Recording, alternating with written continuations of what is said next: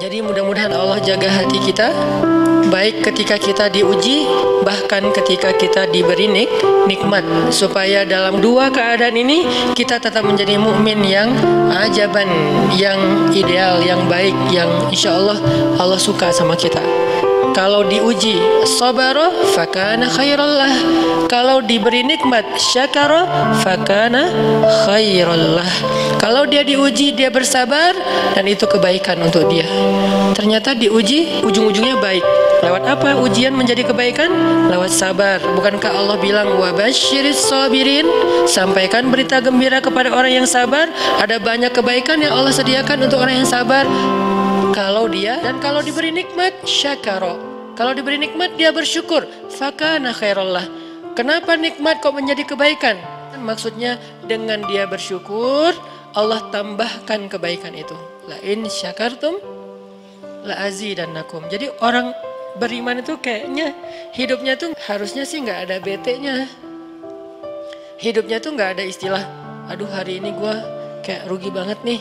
Nggak ada orang yang beriman rugi. Kan hidup kita tuh di antara dua itu kan. Cuman varian ujian itu aja macam-macam. Varian ujian itu misalnya kalau di surat Al-Baqarah Allah menyebutkan 3 varian ujian kan.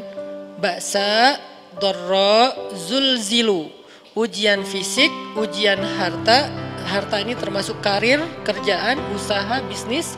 Dan ujian zulzilu, ujian perasaan termasuk diputusin, atau orang yang dekat sama kita jadian sama yang lain, atau mungkin di unfollow oleh ya gitu deh.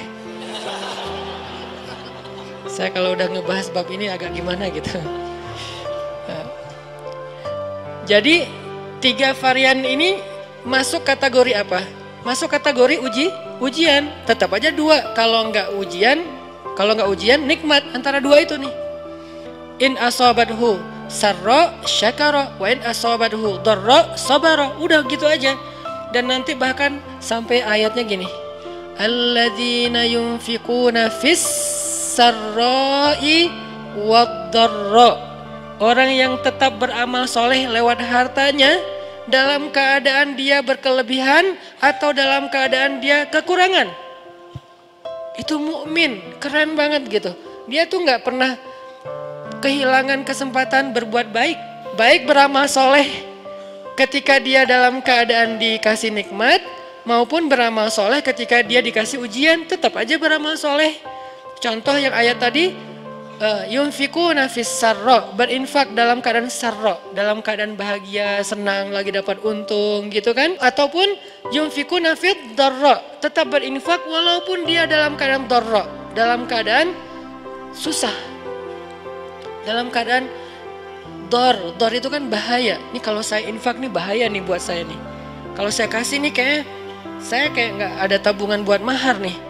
Kalau saya kasih ke dia, terus saya gimana? Gitu kan? Ini dor banget nih, bahaya banget nih. Tapi dia tetap berinfak. Siapa yang mencontohkan hal seperti itu? Selain pastinya Rasulullah, udah nggak diragukan lagi. Yang jadi kayak simbol berinfak walaupun dia butuh. Orang-orang Ansor, yu'thiruna ala anfusihim walau kana bihim khasasah. Mereka mendahulukan orang muhajirin atas dirinya sendiri, walaupun sebetulnya dia juga butuh kepada kebaikan itu.